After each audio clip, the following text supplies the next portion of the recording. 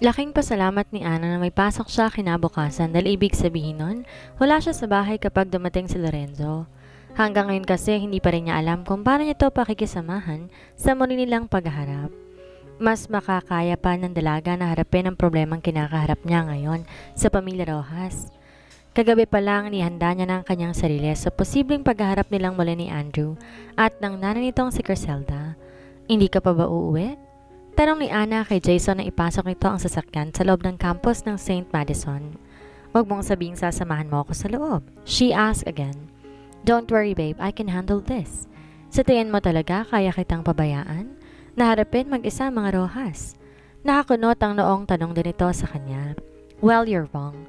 Dahil makikita ng mga Rojas na yun na nagkamali sila ng binangga kapag di sila tumupad ng maayos sa usapan namin. Muling umayos ang pagkakalukot na mukha na Jason nang hawakan nito ang kamay niya. And besides, napag-usapan na natin to kagabi, right? Na di ako aalis sa tabi mo ngayong araw. Unless, nasiguro ko nang di ka na nga talaga gugundluhin pa ng Andrew na yon at ng pamilya niya. Napabuntong hininga na lang si Ana. Well, paano pa nga naman siya didepensa kung gabi pa lang ipumayag na siya na pag-usapan nilang yun? I know. Di mo lang talaga may alis sa akin na mag-alala din sa'yo. Ano na lang sasabihin ng pamilya at mga kaibigan mo kapag nalaman nila na nasangkot ka sa gulo ng dahil sa akin? Anong sasabihin nila? Muling nagsalubong ang kigli ng binata. Sasabihin nila sa akin, protektahan kita hanggat sa abot na makakaya ko. Na wag ako magdalawang isip pumingi ng tulong or rock up sa kanila kapag kailangan ko ng tulong because you're my girlfriend, the love of my life. Wala sa lahit circle of friends namin ang pinababayaan ng mga mahal namin sa buhay. We fight to death. Umangat ang isang sulok ng labi ni Ana. Wala siyang masabi sa pamilya ni Jason at mga kaibigan nito. Napakaswerte ng mga taong minahal na mga to. Talagang napakaswerte ni Amelie kung ganon. Pero paano si Lorenzo? Tanong na lang din niya kapag gawan. Mukhang di naman niya bababali ang gusto ng nobyo. Nasamahan siya sa araw na yon para protektahan ulit siya laban sa mga Rojas. Di ba ngayong umagang dating niya? Sino madadatnan niya sa bahay kung maghapon ka dito sa school? Jason chuckled. Malaki na ang isang yon. Sanay na yon maglabas-masok sa bahay, nandun man ako o wala. Tumawa ito. Tsaka magtatagal naman siya doon, it means maraming araw pa kayong pagsasamahan. I mean, tayong tatlo pala? Di napigilan ni Ana ang bahagyang pagkunot ng kanyang noo. Ba't parang nahihimigan niya ang binata na tinutukso siya nito sa sariling kapatid? Ayan ka na naman sa pagguguni-guni mo, Ana. Saway ng isipan niya. Bakit di mo alalahanin ang sinabi ni Jason na magtatagal daw sa bahay niyang kapatid? Bakit hindi yun ang kailangan mong paghandaan? Dagdag pa niya sa sarili. Kasabay ng biglang pagkabog ng dibdib niya. Dahil sa lalim ng iniisip ni Ana kaya hindi niya namalayan, huminto na sa parking lot ang kanilang sasakyan at nakababa na rin si Jason. Napapetlag na lamang siya nang marinig niyang bumukas ang pinto sa passenger seat kung saan siya nakapwesto. Let's go! Nakangiting nilahad ng binata ang kamay sa harapan niya. Kumunot naman muna ang noon niya bago yun inabot. Para kasing may kakaiba sa ngiti ni Jason nang makita nitong reaksyon niya sa sinabi nito kanina pero hanggang ngayon, di pa rin nawawala sa isipan niya. Di na lang pinansin ni Ana ang magandang ngiti niyon ng fiancé nang abutin niya ang kamay nito. Sa halip nahawa pa siya kaya't nangiti na rin tuloy siya habang naglalakad sila sa gitna ng campus. Hindi niya alintana ang masaganang tingin sa kanya ng mga ilan ng estudyante ng Saint Madison. Sigurado kalat na sa buong unibersidad ang nangyari kahapon at yung mga naka-ismid sa kanya siguradong mga scholar ng mga Rojas. Hindi siya nababother dahil nakikita naman niya di hamak na mas maraming natutuwa at kinikilig sa kanilang dalawa ni Jason. Di naman kasi lingid sa lahat, lalo na sa mga kababaihan ang ugali ni Andrew. Ang sabi pa nga ni Lalang, marami raw ang natuwa sa ginawa niya, lalo na ang pagkapahiyari ng mommy Criselda nito na kilalang matapobre. Gayon din ang guidance counselor na matagal nang kinaiinisan ng mga estudyante dahil sa pagiging bias nito. Oh my gosh, bagay na bagay talaga silang dalawa ni Jason, no? Narinig nilang sabi ng mga babaeng nadaanan nila ng binata at di naman niya maiwasang mapangiti at maging proud. Samantalang si Jason naging seryosong bigla ang mukha. Parang di nito nagugustuhan na tinutokso sila ng ibang estudyante. O baka naman dahil namataanan nito sa hindi kalayuan ang pamilya Rojas na makakasalubong nila. Habang palapit ang mga to sa kanila, lumayo ng bahagya si Ana kay Jason. Nag-alala kasi siya na baka madami ito kapag may ginawa na namang di magandang Criselda na yon. Handa pa naman siyang patulan to kapag kumantong sila sa pisikalan. Ngunit hindi hinayaan ni Jason na makalayo silang kaunti. Naramdaman na lang niyang hinapit siya nito sa bewang at mas dinikit pa sa katawan nito. Relax ka lang, akong bahala. Bulong nito nang idikit ang mga labi sa buhok niya. Naramdaman din niyang hinalikan nito ang kanyang bunbunan at sapat na yon para mabawasan ang pag-aalala niya. Akala ni Ana magkakaproblema pa sila nung araw na yon, pero nakangiting mukha ng mag-asawang Rojas ang sumalubong sa kanila. Si Andrew naman para pa ring basang sisiw na nagtatago sa likod ng ina. Sigurado natakot to kay Jason kaya hindi makatingin ng diretso sa kanila. Good morning, Amelie, Mr. Mondragon. Ang ama ni Andrew ang unang bumate sa kanila, ganon din si Criselda.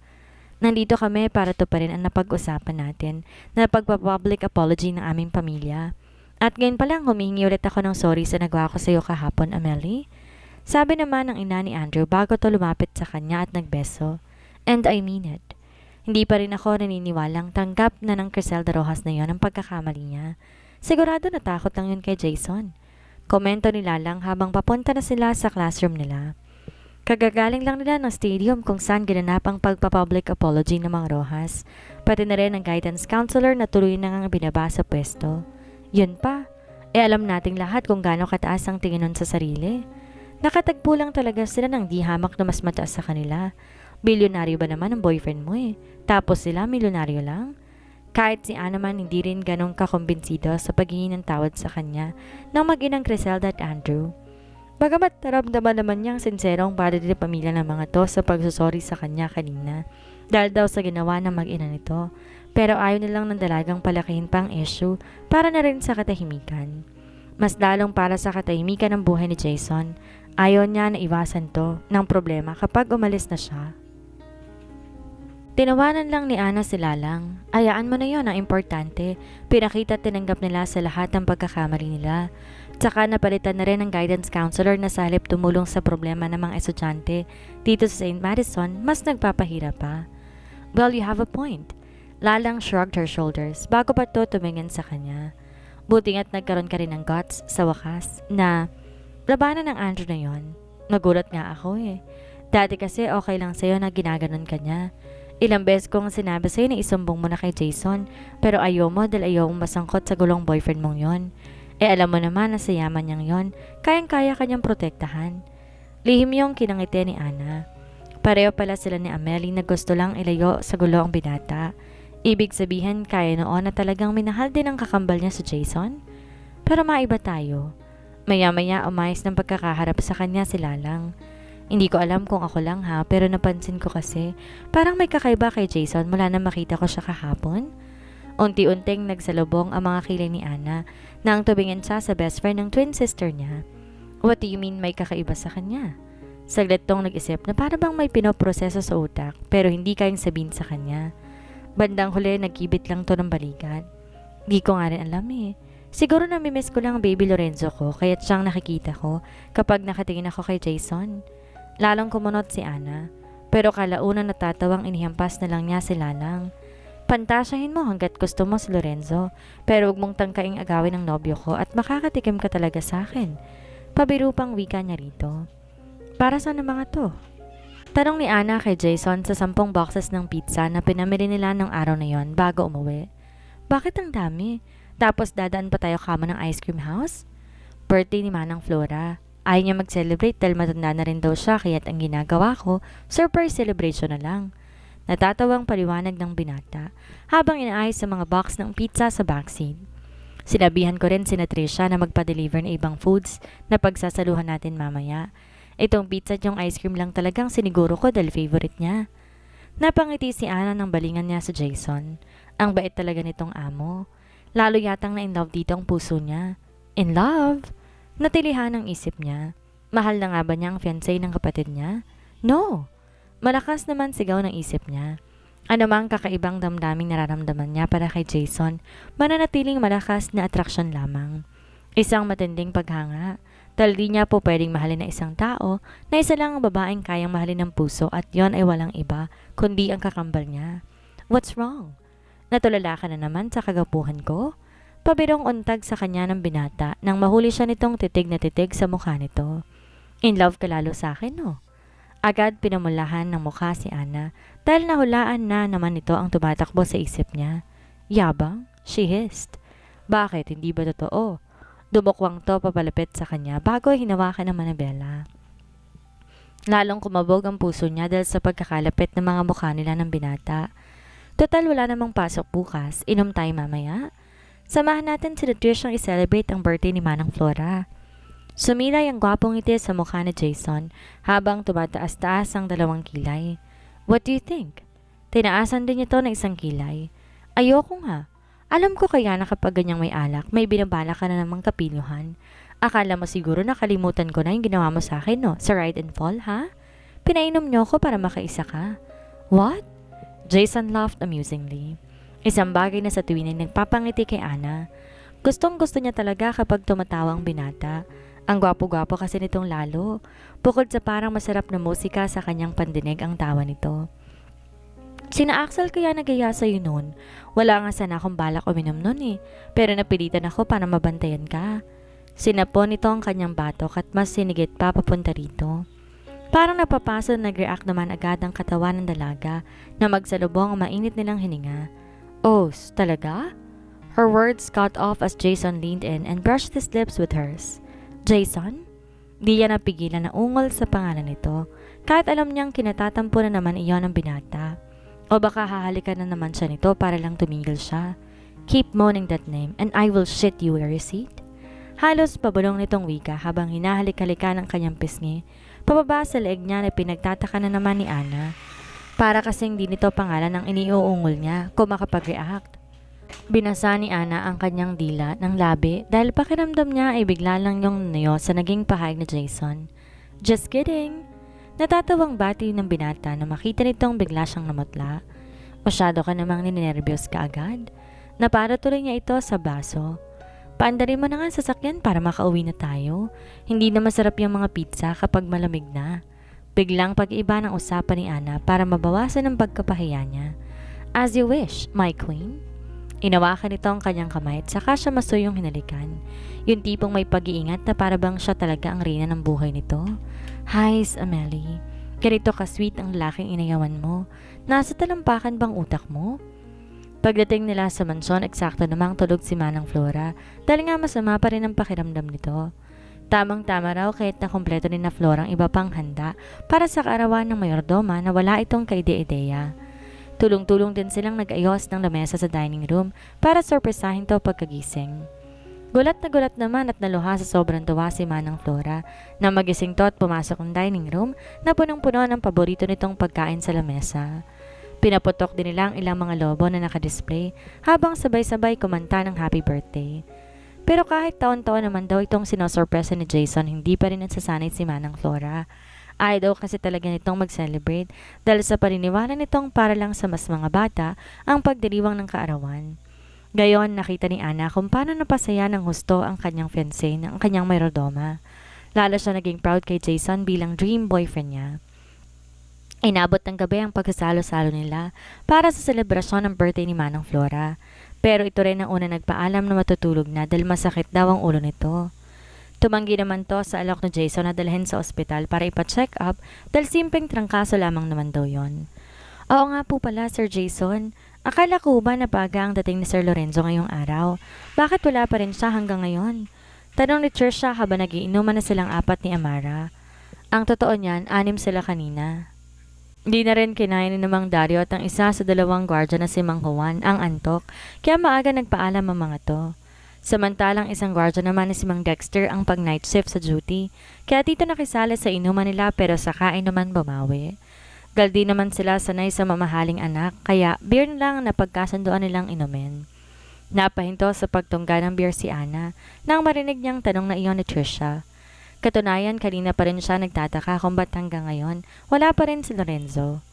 Pinipigilan niyang magtanong kay Jason kasi baka bigyan ito yon ng ibang kahulugan. Bakit pa ba hinahanap ang kapatid ko? Trisha, namimiss mo ba si Lorenzo? Nakangiti ang biro ni Jason sa katulong.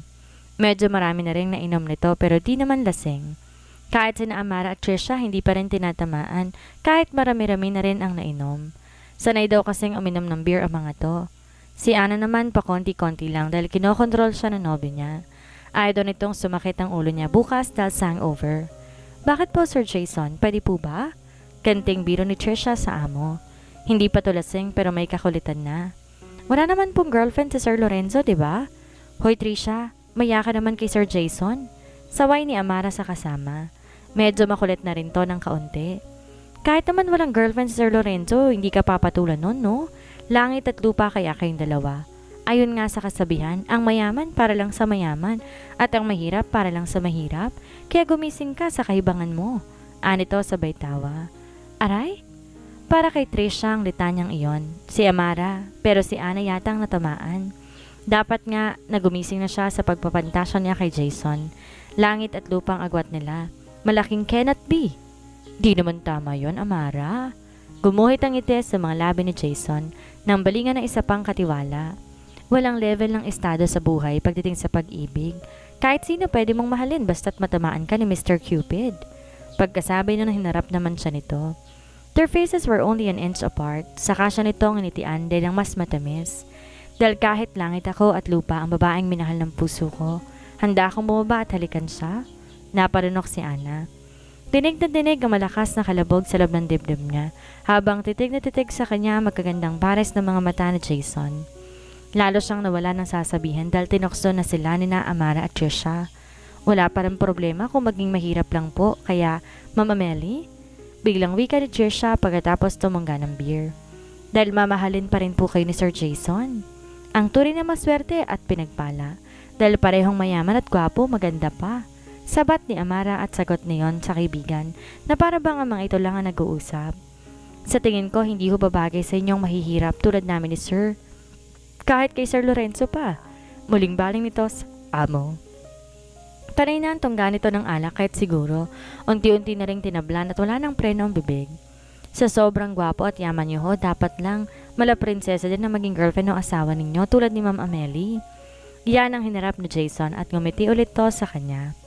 Tumunggarin muna to ng beer bago nagsalita. Kahit naman pulubi tong katabi ko, ito pa rin ang prinsesa ng buhay ko. Natigilan si Ana at naramdaman ang pag-eratiko ng puso niya. Kulang na lang sumirko ang dibdib niya. Sus, binubola mo lang ako eh. Sagot ng dalaga para sana nagrigodon niyang puso. Tingin mo pakakasalan kita kung binubola lamang kita? Jason kissed the back of her ear then trailed down his tongue to her collarbone. Muntik malasing si Ana, hindi sa amoy alak na hininga ng binata, kundi dahil sa init ng malalambot nitong mga labi at dumampi sa kanyang balat. Huli niya nang maalala na kaharap din pala nila ang mga katulong na mga oras na yon. Naipikit niya ang mga mata para hintayin ang paglapat ng mga labi ni Jason sa kanyang mga labi. She gulped. Matulog ka na kaya? Lasing ka na eh. Mukhang antok ka na rin maya-maya ay pagtataboy niya rito. I'm not drunk pero parang antok na nga ako. Nilagyan ni Trisha ng pampatulog ang alak ko para antokin ako. Si Sir Jason talaga. Ang sabihin niyo mahina talaga kayo sa inuman. Natatawang sagot ng katulong sa biro na yon ng amo. Pero kumontra ang isip ni Ana dahil naalala niya na nasa ride and fall pa sila. Sa Jason ang di lasing at sa kanilang lahat noon. At kung titingnan ang mukha nito ngayon, di naman talaga lasing. Baka totoo ngang inaantok lang kaya't pipikit-pikit ang mga mata. Ilang araw na rin tong puyat para gumising ng maaga at ipaganda siya ng almusal. Kung ganon, tara na. Matulog na tayo para makapagpahinga ka na. Kapag kuway wika niya rito at saka akmang tutulungan si Jason na itayo dahil baka nga nahihilo lang to. No, I'm fine, my baby cakes. Marahan tong lumayo sa kanya habang nakangiti. Okay lang sa akin kung samahan mo muna silang uminom. Iidlip lang ako sandali. Tsaka ka babalik dito kapag nawala ng antok ko. Are you sure? Pinagsalikop ni Jason ang mga kamay nilang dalawa. Tsaka lumipad ang pagkakangiti sa kanya. Yeah, minsan lang naman kayo mag-inuman ng ganito eh. Basta ba dito lang kayo sa loob? At huwag nyo nang yayayain o pagtatagayin si Mang Juan para di mapabayaan ang trabaho niya. Di sana papayag si Ana dahil gusto rin niyang samahan at sabayan sa pagtulog ang fiancé niya. Pero nahihiya siya kina Trisha at Amara dahil todo pigil ng mga to sa kanya na wag nga raw muna siyang matulog at samahan niya ang mga ito na magpuyat. Total wala naman daw siyang pasok bukas. Kahit wag na lang daw siyang uminom para hindi na siya malasing. Makikipagkwentuhan lang daw siya sa mga to. Boring daw kasi kung sina Amara at Trisha lang magkakaharap sa buong magdamag. Huwag masyado magpakalasing. Dahan-dahan lang sa pag-inom. Malambing nabinin sa kanya ni Jason bago to umalis. Hinagkan pa siya nito sa noo at sa mga labi niya. Napasarap ang pakikipagkwentuhan ni Ana sa dalawang katulong kaya hindi rin nangyari na hindi siya dumagdag ng inom. Hanggang sa hindi niya namalayan na karami na rin pala siya. Pareho na silang makukulit na tatlo. Kung ano-anong pinag-uusapan na nakakatawa kaya't panay ang hagikik nila. Sakop na sakop ng boses nila ang buong dining room kung saan sila tumatagay. Wala silang pakialam sa paligid. Kahit nga siguro may iba na nakisali sa kanila, hindi nila ganang mapapansin sa sobrang kulitan nila. Ilang araw na silang magkasama pero ngayon lang nalaman ni Ana, di hamak palang makulit ang dalawang kasambahay kapag nakainom. Lalong-lalo na si Trisha na sobrang daldal, walang prenong bibig kung bumanat. Pero sa totoo lang, Ma'am Amelie, ang laki ho talaga ng pinagbago ni Sir Jason simula na magkabalikan kayong dalawa. Sinasabi ko nga kay Manang Flora ang mga pagbabago na napansin ko pero parang wala lang sa kanya. Maya-maya sabi ni Trisha sa medyo lasing ng boses. Siguro nga sinungitan niya kayo nung una dahil kasalanan niyo rin sa kanya. Pero di nang umuwi ho kayo galing Tagaytay, mas naging sweet at mapagmahal siya sa inyo. Siguro ho ang laki-laki na pinagbago ninyo, Ma'am Amelie. Mas nakita namin sa inyong totoo ninyong pagmamahal kay Sir Jason. Ang ibig kong sabihin, alam naman namin noon na talagang mahal niyo siya. Pero minsan parang napipilitan lang ho kayo dahil sa magulang ninyo. Tumigil ang walang preno sa pagsasalita si Trisha nang sawayin at pandilatan to ni Amara. Pero bilang tugon, umiti lang ang dalaga. But deep inside, naaawa siyang pareho kina Jason at Amelie. Dahil biktima lang ang mga to ng pagiging manipulative ng mag-asawang Grayson. Iniban na ni Amara ang topic kaya tumigil na rin si Trisha. Nagkanya-kanya sila ng kwento tungkol sa mga napapanood nilang K-drama. Nagkataon naman pare-pareho pala silang manonood ng mga Korean na palabas. Hanggang mahaluan ng kalaswaan ng mga pinag-uusapan nilang palabas. Pero game na game pa rin si Ana dahil puro naman sila babae. Tsaka lasing na rin siya. Dahil mahaba-haba at marami-rami ang mga Korean shows na pagkukwentuhan nila kaya di na nakatanggi si Ana na maglabas pa ng kalahating case ng beer si Amara. Pero bago pa man nila yon simula ng kalahating case, bumukas ang main door at pumasok doon si Jason. Sabay pa silang natigilang tatlo kung paano napunta ron ang fiancé niya. Gayong ang alam nila ay nasa master's bedroom na ito, siguradong kanina pa tulog na tulog. Kung di pa nila nakita ang maletang dala niya, hindi pa namin malalaman na hindi si Jason ang pumasok, kundi si Sir Lorenzo. Good evening po. Bigla yatang tumawid ang tayo at pananalita ni Trisha na makitang pinapantas ang kapatid ng amo. Si Ana saglit lang natigilan, pero dahil lasing na kaya't napangisi na lang siya na makita niya si Lorenzo. Kesa mataranta sa presensya nito. Tinatakot mo naman kami. Akala namin doppelganger ka na Jason eh. You're cute. Sagot ni Lorenzo sa kanya sabay kindat habang papalapit to sa kanya. At kung di lang lasing ang dalaga baka nabigyan na niya ng ibang meaning. Ano bang meron at naglalasing na kayo? Birthday po ni Manang Flora kahit nagsiselebrate ho kami ng kaunti. Si Amara ang sumagot. Tsaka nagluto rin ho kami ng marami at mga paborito ninyo, Sir Lorenzo. Kala po kasi namin mapapaaga ang pagdating ninyo eh. Nakita ni Lorenzo ang bagong labas ng kalahating case ng beer. Tamang-tama pa lang dating ko. Nabitin kasi ako sa inuman namin ng mga kaibigan ko eh. Dito na lang itutuloy sa tabi mo. Tsaka lang nagulat at nagkaroon ng matinong reaksyon si Ana nang walang gatol na umupo si Lorenzo sa tabi niya. Sa upuan na binakante ni Jason kanina, kaya muling nawindang na naman ang puso niyang tahimik na sana kanina.